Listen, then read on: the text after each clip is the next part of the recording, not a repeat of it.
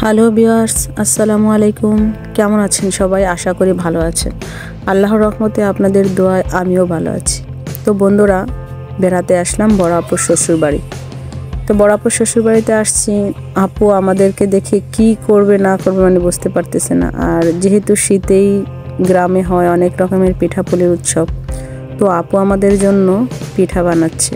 তো আমার কাছে মিষ্টি পিঠা তেমন একটা ভালো লাগে না, তাই বলতেছি যে লবণের পিঠা খাবো। লবণের পিঠার মধ্যে এটা হচ্ছে একটা পিঠা, এটাকে আমাদের আঞ্চলিক ভাষায় এই পিঠাটাকে বলা হয় মেরা পিঠা।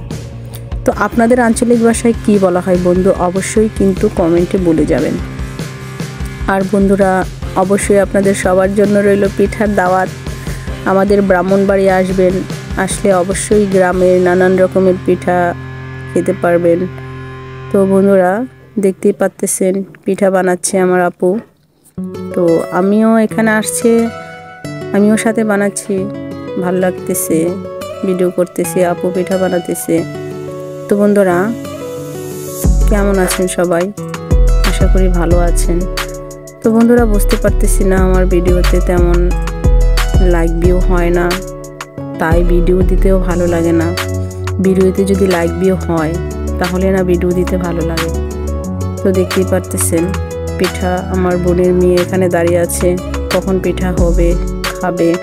তো আমাদের পিঠা বানানো প্রায় শেষ হয়ে গেছে, এখনই খুব তাড়াতাড়ি পিঠা খেতে পারবে। বাচ্চাদের বলতেছি যে তোমরা বসো, পিঠা খাবে এখন। তো বন্ধুরা, আমিও কিন্তু এই লবণের পিঠাটা গরম গরম খুবই খাই। তো আমি আপুকে বলতেছি যে আপু পিঠা মানে সিদ্ধ হওয়ার পরে আমাকে ডাক দেবা, তো আমি একটা পিঠা খাবো। তো আমি আবার নাঠির আগায় করে পিঠা খাই। এই যে দেখতে পারতেছেন আমি একটা পিঠা নিতেছি, এটা এখন গরম গরম মুখে হাত দিয়ে খেতে অন্যরকম ভালো লাগে।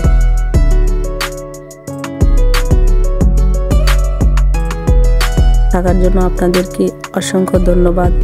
আবারও দেখা হবে নতুন কোনো ব্লগ নিয়ে, নতুন কোনো পিঠাপুলির উৎসব নিয়ে। সেই পর্যন্ত আপনারা ভালো থাকুন, সুস্থ থাকুন। আসসালামু আলাইকুম।